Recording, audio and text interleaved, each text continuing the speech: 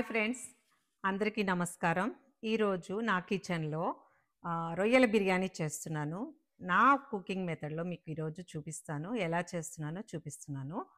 First ఏం లేదు, రొయ్యలు తీసుకొని శుభ్రంగా కడిగేసేసి, వాటికి మధ్యలో ఉన్న బ్లాక్ ఈనుంటుంది అదంతా శుభ్రంగా తీసి, చక్కగా ఇట్లాగా క్లీన్ చేసుకొని, వడగట్టుకొని ఉంచుకోవాలి.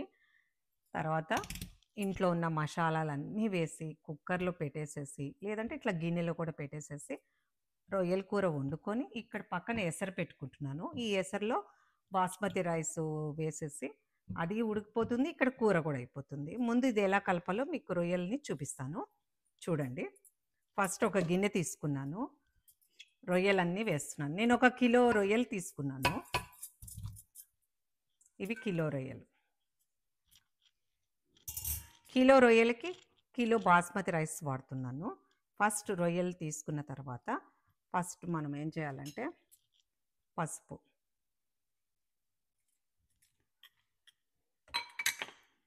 ఇట్లా అన్ని ఇంగ్రీడియంట్స్ ముందు వేసేసుకొని కలిపేసుకోవటం అనమాట. నెక్స్ట్ గరం మసాలా.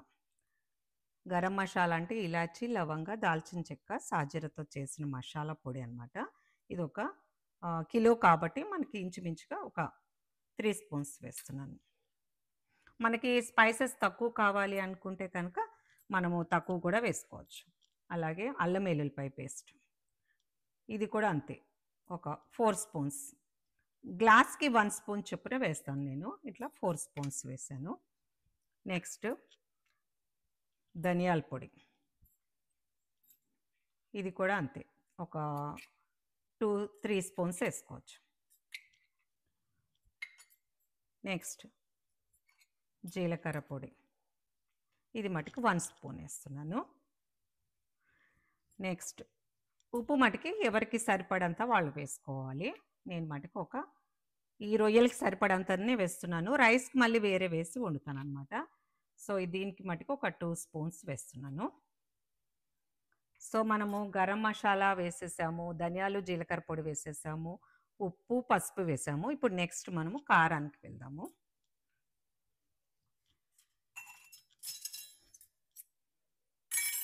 కారం కూడా అంతే. నేనేం చేస్తానంటే గ్లాస్‌కి అంటే పావుకి 1 స్పూన్ చొప్పున వేస్తున్నాను. ముందైతే మనం ఒక 3 స్పూన్లు వేసుకుందాము. కారం తక్కువ అనిపిస్తే కర్రీలో మనం టేస్ట్ చూసి వేసుకోవచ్చు. ముందే ఎక్కువ వేసేసుకున్నాం అనుకోండి కొంచెం కష్టం అనిపిస్తది. సో నేను ఇప్పుడు 3 స్పూన్స్ వేశాను కారం. నెక్స్ట్ కొంచెం కొత్తిమీర, అలాగే కొంచెం పుదీనా,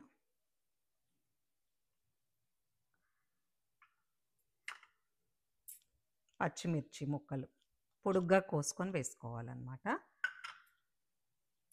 ఇందులో కొంచెం నెయ్యి వేస్తున్నాను. నెయ్యి మటుకు ఒక 3 స్పూన్స్ వేసుకోవాలి. కొన్ని ఫ్రై ఆనియన్స్, మళ్ళీ మనము రైస్ దమ్ ఇచ్చేటప్పుడు పైన మళ్ళీ వేసుకోవచ్చు. సగం ఇందులో వేసాను. సో ఇప్పుడు అన్నీ వేసేసాము. ఇంకా ఇప్పుడు మెయిన్ ఉల్లిపాయ ముక్కలు ఇలా చేసుకొని దీనికి ఎంత కావాలో అంత ఉల్లిపాయలు మనం మొత్తం ఇందులో వేసేసుకోవాలి.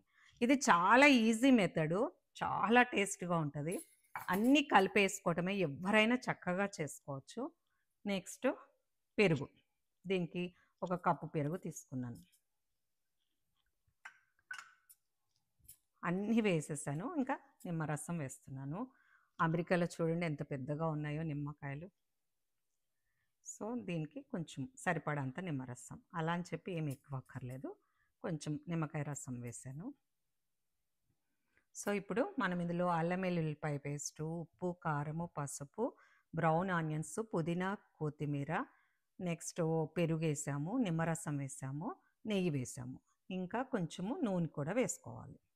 నూనె వచ్చేసేసి కూరకి ఎంత సరిపోతుందో అంత నూనె వేయాలి. నేను ఒక సుమారుగా 1/2 కప్పు తీసుకున్నాను.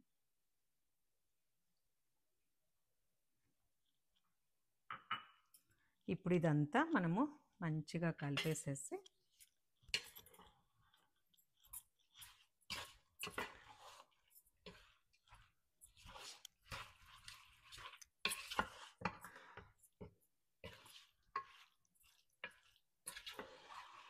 ఇలాగా బాగా కలిపేసేసుకొని దీనికి సరిపడంత వాటర్ వేసుకొని మనము కుక్ చేసుకోవాలి. చూసుకోవాలి ఇక్కడ మనం బాగా కలిపిన తర్వాత ఎలా ఉంది చూసుకొని చూడండి ఇట్లా బాగా కలిసిపోయింది కదా.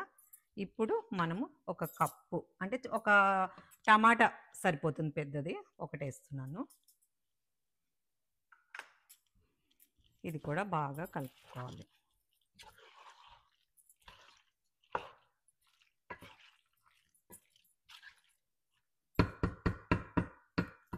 ఇప్పుడు దీన్ని మనం ఏం చేయాలంటే పొయ్యి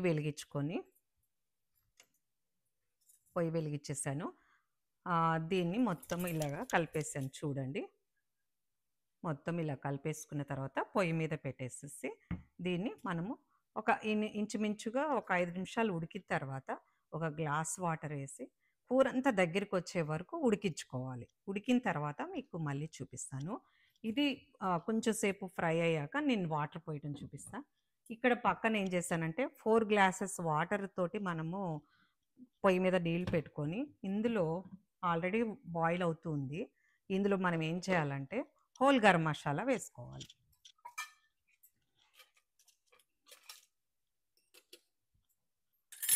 అంటే ఏం లేదండి, ఇలాచి, దాల్చిన చెక్క, లవంగాలు, ఒక జాపత్రి, స్టార్ ఫ్లవర్, అలాగే బిర్యానీ ఆకులు ఇవన్నీ కూడా మనము ఈ బాయిల్ అవుతున్న దాంట్లో వేసేసుకుందాం.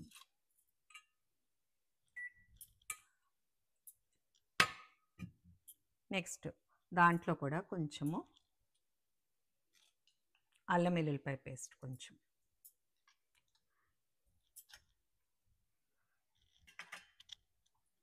నెక్స్ట్ ఇందులో కూడా మనము ఇక్కడ కూర కూడా ఉడుకుతూ ఉంది. దీన్ని కూడా మనము చూసుకుంటూ ఉండాలి. 4 గ్లాసులు రైస్ అని చెప్పాను కదా, కిలోకి కిలో రైస్ వేస్తున్నాను. సో ఉప్పు కూడా మనం ఇందులో ఆ రైస్కి సరిపడంత వేసేస్తున్నాను. అంటే ఒక 4 స్పూన్స్ దాకా పడుతుంది. నేను 3, 4 వేసి టేస్ట్ చూస్తాను. టేస్ట్ చూసిన తర్వాత కొంచెం ఉప్పుగా ఉందంటేనే రైస్ మంచిగా సరిపోతుంది. లేదు అంటే కనుక మళ్ళీ మనకి రైస్కి ఉప్పు సరిపోదనమాట. అందుకని కొంచెం ఎక్కువనా ప్రాబ్లం లేదు, అంటే మరీ ఎక్కువ కాదు, చూసుకోండి. ఇప్పుడు నేను 4 స్పూన్స్ వేసాను కదా, 4 స్పూన్స్ వేసిన తర్వాత ఇట్లా బాయిల్ అవుతున్నప్పుడు కొంచెం టేస్ట్ చూడండి, కొంచెం నీరు ఉప్పుగా ఉంది. సో మనకి ఇది రైస్కి సరిపోతుందని అర్థం అనమాట. సో ఇట్లా కొంచెం సేపు దీన్ని బాయిల్ చేద్దాము. దీంట్లో కూడా కొంచెం నెయ్యి వేస్తున్నాను. సో ఇది బాయిల్ అవుతుంది, ఇలా పెట్టేస్తాను. తర్వాత కర్రీని ఒకసారి ఉడుకుతుంది కదా చూసుకుంటూ ఉండాలి. కొంచెం ఫ్రై అయిన తర్వాత మనం వాటర్ వేసుకుందాం, ఎందుకంటే ఇది కొంచెం ఇవన్నీ కుక్ అవుతాయి అన్నమాట. ఈ లోపల ఏమవుతుంది, రొయ్యల్లో ఉన్న వాటర్ కూడా వస్తుంది కదా, దానివల్ల కూడా మనకి ఈ రొయ్యలన్నీ మంచిగా ఈ మసాలాలు పట్టేసేసి మంచిగా ఉడుకుతూ ఉంటాయి అన్నమాట.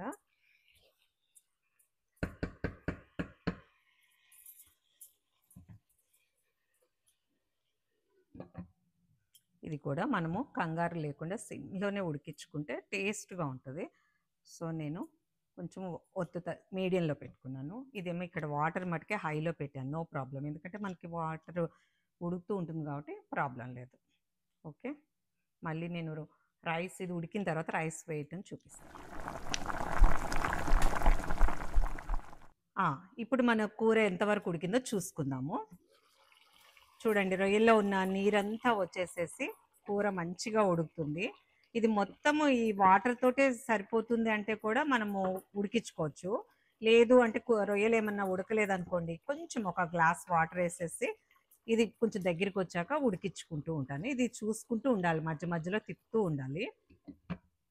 అలాగే మనం ఇక్కడ ఎసరు పెట్టుకున్నాం కదా, అది ఎంతవరకు వచ్చిందో చూస్తాను. వాటర్ కూడా అంతా బాయిల్ అయిపోతుంది, మసాలాలు అంతా కూడా ఫ్లేవర్స్ దిగిపోయినాయి. సో ఇట్లాంటి టైంలో ఇలాగా మనము కిలో రైస్ వడగట్టేసేసుకొని జాలి గిన్నెలో వేసుకొని ఆ రైస్ అంతా ఇందులో వేసేస్తున్నాను.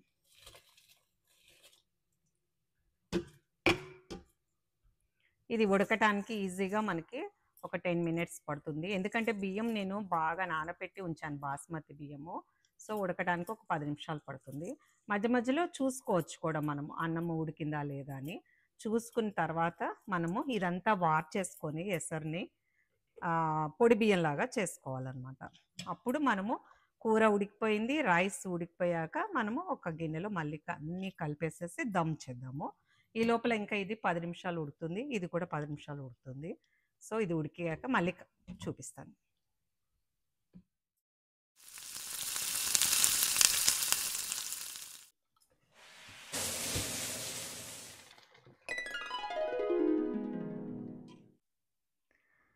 కూర ఎంతవరకు వచ్చిందో చూద్దాం ఇప్పుడు. చూసారా, కూర అంతా దగ్గరికంటే ఉడికిపోయింది. ఆయిల్ అంతా పైకి తేలిందంటే మన కర్రీ రొయ్యల కూర అయిపోయింది. ఇది దించేసేసి పక్కన పెట్టేసేస్తాను. ఇప్పుడు స్విచ్ ఆఫ్ చేయకుండానే కొంచెం లోలో పెట్టేసి స్టవ్ని మనం ఒక గిన్నెలో ఇప్పుడు మొత్తము అన్నం కూడా వార్చుకొని వచ్చేసాను. కర్రీ మొత్తం లేయర్స్గా చేసేసి దమ్ ఇస్తాను ఒక 10 నిమిషాలు.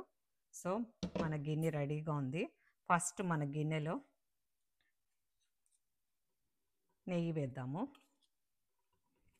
ఒక 3 స్పూన్స్ నెయ్యి వేసాను. ఈ దమ్ ఇచ్చేటప్పుడు గిన్నెని మట్టుకి చాలా లోగా పెట్టుకోవాలి.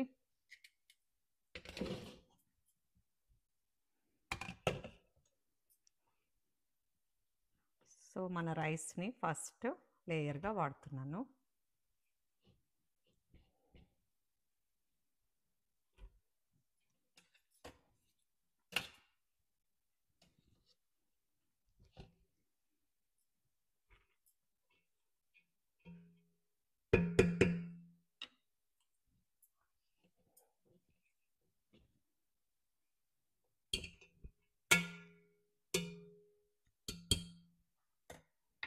ఇప్పుడు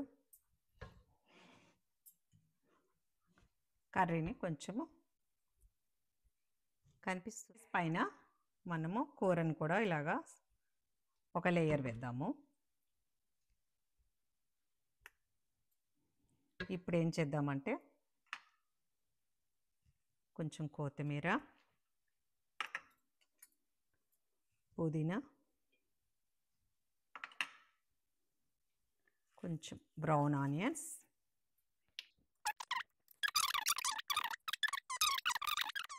ఇప్పుడు మళ్ళీ లాస్ట్ ఇంకా పుదీనా, కొత్తిమీర,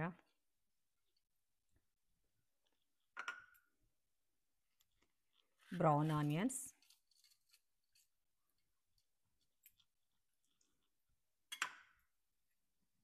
నెయ్యి.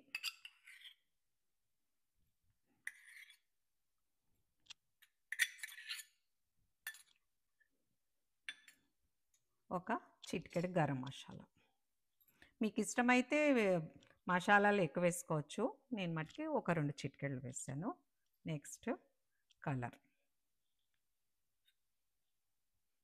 కలర్ వద్దనుకుంటే మీరు మానేయచ్చు.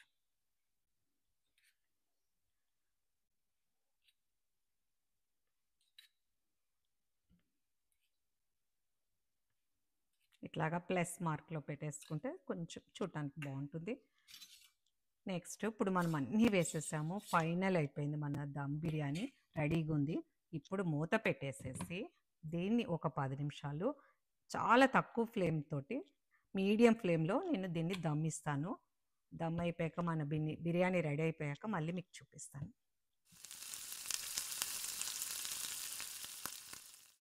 బిర్యానీ ఎంతవరకు వచ్చిందో రొయ్యల బిర్యానీ చూద్దాము రండి. మూత తీసి ఫస్ట్ అయితే పొగలు చూడండి, బయట కూడా ఎంత బాగా వస్తుంది కదా. నేను ముందైతే గ్యాస్ ఆఫ్ చేస్తున్నాను. బిర్యానీ ఓపెన్ చేస్తున్నాను.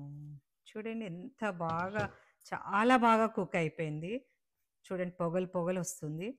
సో ఫస్ట్ నేనైతే డిష్ అవుట్ చేస్తాను.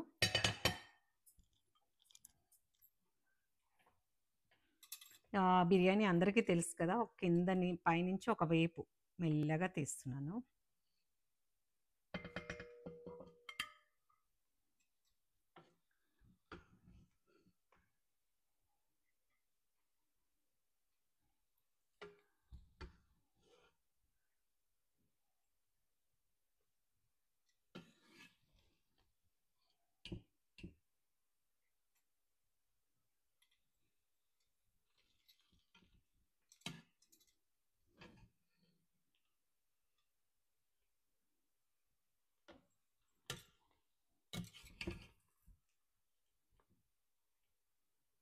ఇది డిష్ అవుట్ కొంచెం తీస్తున్నాను. ఇంకా మనము కావాలంటే డిష్ అయిపోయాక మళ్ళీ మనం సర్వ్ చేసుకోవచ్చు.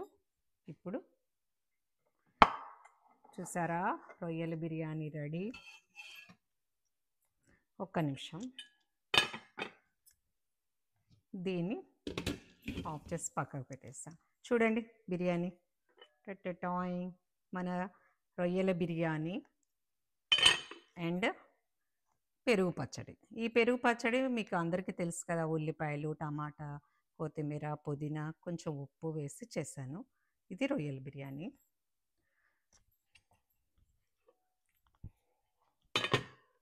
టేస్ట్ కొంచెం చూసి ఎలా ఉందో చెప్తాను.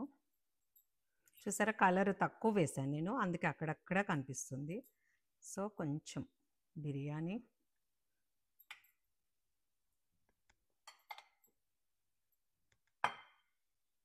ఒక రొయ్య.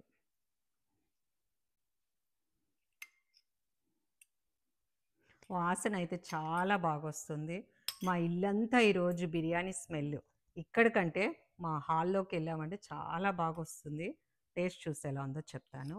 రైస్ ఒక రొయ్యతోటి తింటున్నా.